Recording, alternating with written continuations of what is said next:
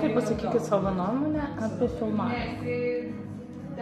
Mano nuomonė yra labai paprasta, aš esu labai atviras žmogus, man nėra skirtumo, ar mane filmuoja ar nefilmuoja.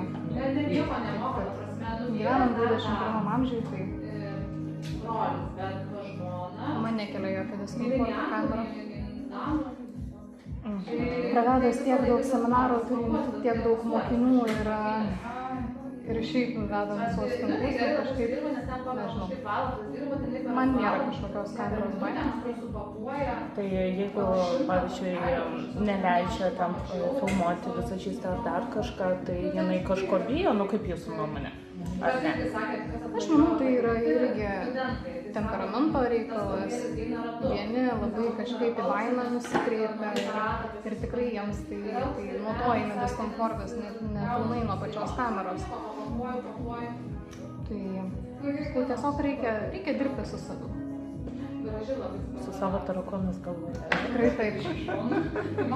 Tai va. Visokių pasitaiko klientų. Jo, tokių ir kaip aš.